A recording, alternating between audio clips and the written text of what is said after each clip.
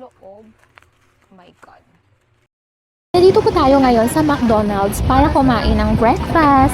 Namimili ako ng mga makakain ngayon. So, iba pala yung kanilang menu sa breakfast. So, bago kumain ay maghuhugas muna tayo ng kamay. Dapat na, wag natin kalimutang maghugas para naman malinis ang ating kamay bago kumain. So, ito yung lahat yung mga in-order ko. O, diba? Ang dami-daming pagkain na in-order ko. Kasi yan lahat sa aking tummy. So, ayan. Tiyak na, mabubusog na naman ako nito at natakam ako sa pagkain nila dito ngayon dahil ngayon pa lang ako ulit makakain dito sa McDonald's. Doon kasi ako palagi kumakain sa Jollibee. So, kain po tayo mga loves. Umorder ako ng burger, tapos meron din rice, french fries. O diba, 4 carbs yung aking in-order. Meron din akong in-order na kape. At pinagsisihan ko talaga pagkatapos kong inumin yung kape dahil nag-palpitate talaga ako. Hindi kasi ako sanay na uminom ng kape, kaya naman iniiwasan ko talaga siyang inumin. Pero tingnan naman ninyo, nadala na naman ako sa tukso na uminom ng kape. Ang sarap-sarap kasi uminom ng kape ng mga panahon na yan. Pagkatapos naman ay bumili na lang ako ng manok doon sa Chooks to Go para lunch namin. Bago umuwi sa bahay ay nag-grocery muna ako saglit dito. So ayan, namimili ako kung ano ba yung mga bibilhin ko. Bumili na rin ako ng maraming sito kasi pampalamig. Kasi sobrang init ng panahon ngayon. Bumili rin ako ng maraming mga biscuits para pang snacks. So ayan, ito yung Ace, yung favorito ko na biscuit. Papunta naman tayo ngayon sa hardware. Meron kasi akong bibilhin ng mga materyales para sa aking bahay. So, ayan, papasok na tayo ngayon. Sobrang init dito sa labas. Ewan ko lang ba kung bakit ganyan yung outfit ko.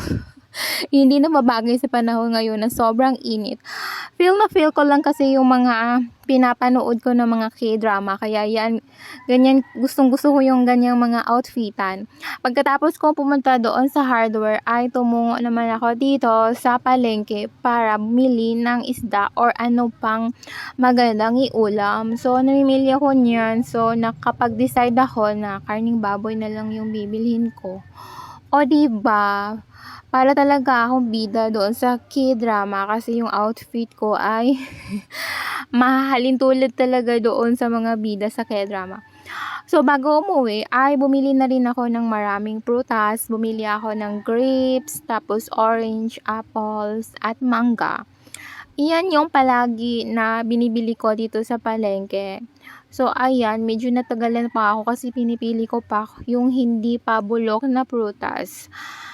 Meron kasi mga bulok na prutas sila na binibinta dito na halo-halo na sa mga hindi bulok na prutas. Kaya kinakailangan talaga na tingnan mo ng maigi. Bago umuwi sa bahay ay medyo nagutom na ako kaya bumili na lang ako dito ng fried chicken. So, bali, ito yung whole fried chicken. Tapos, bumili na rin ako ng fried chicken na paa. Ano ba yan? Paa.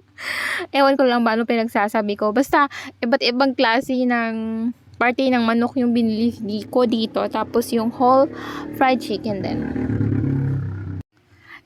Nakapag-decide kami na dito kami ngayon kakain sa tabing dagat. So, ayan, nakita ko yung aso. Kawawa naman siya at nanghihingi siya ng pagkain sa amin. So, ayan, inutusan ko yung aking pamangkin na bigyan ng pagkain yung aso. After naming binigyan ng pagkain ng aso, ay hindi pa talaga siya umalis dito sa aming pinagkakainan. Nanghihingi pa talaga siya. So, talagang naiintindihan ko yung aso. Talagang gutom na gutom siya dahil meron siyang mga anak na pinapadede. So, ayan, ito naman yung pamangkin ko, binigyan siya ng ganoong pagkain. So, yan ang aso, naghihintay pa siya na bigyan siya ulit ng pagkain. So, tinawag ko yung aso, tapos binigyan ko siya ng pagkain. Hindi na ako lumapit sa kanya, baka naman kagatin pa ako, diba? Ayoko namang magpa-inject na naman ng rabies, ano ba yon? So, ayan, sinabuyan ko na lang siya ng pang-ulam niya dito sa itaas. Sana naman ay mabusog na siya sa kakasaboy ko ng pagkain. Nakakaawa rin naman kasi siya dahil Halata talaga sa hitsura niya na napakagutom na talaga niya. So, ayan. Hi mga loves! For today's video ay mag-unboxing na naman tayo ng mga na-receive ko na order ngayong araw na to. So, ito yung mga na-receive ko ngayong araw. Ito yung kulay black. Tapos, ito na. Marami na namang mga budol na natanggap ko ngayon. So, as usual ay magsisimula naman tayo sa pinakamaliit. So, itong isang order ay nakalagay na no video, no return, no refund. Diba? Fragile liquid. As you can see yan. Tapos nakabalot siya ng napakalaking bubble wrap. So, ang una nating bubuksan ngayon na itong kulay orange. Kasi ito yung pinakamaliit na parcel.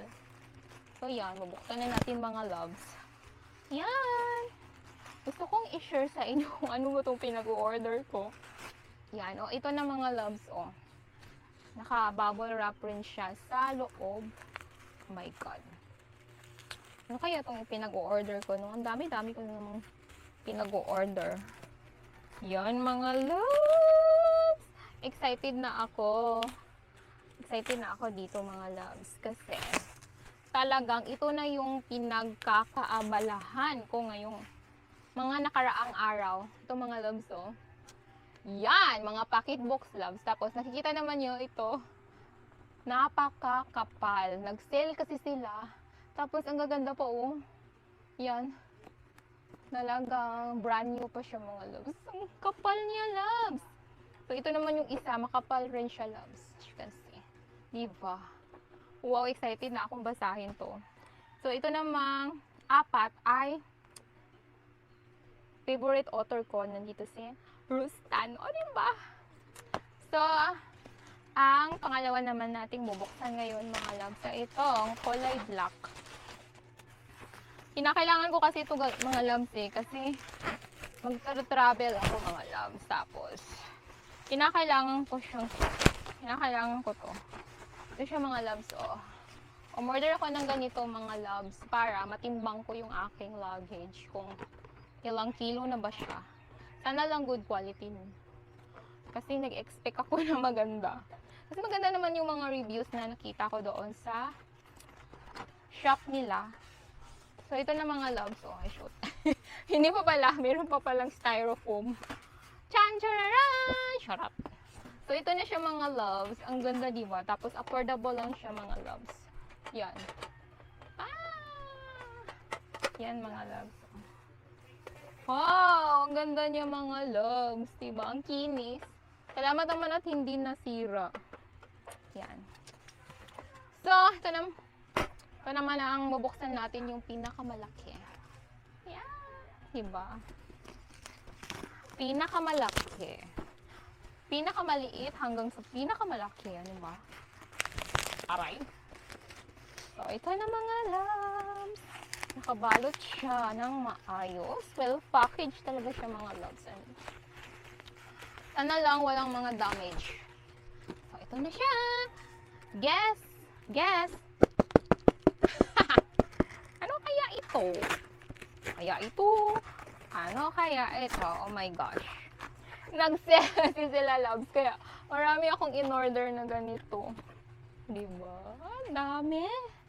O diba? Alam na ninyo kung ano yan. Ang dami, oh. Nag-sell sila. Kaya naman, ang dami kong in-order. Tapos ito, wow! Ang mga pampaganda to mga loves. Tapos ito naman, importante talaga na maglagay tayo nito araw-araw. Diba? Kahit hindi kayo lumabas ng bahay, dapat gumamit pa rin kayo nitong sunscreen. So, spray lang to siya mga loves, transparentness. Meron na siyang 50. SPF, PF+++, 50. O, diba? So, yun lang mga loves, yung mga natanggap ko ngayong araw na to dahil napaka-excited na ako. So, itatry ko pala ito bago tayo matapos. So, ito na mga loves, itatry na natin itong ating bagong timbangan. Ba? Yan. Kung accurate ba talaga siya. Ay, kabigat man ito.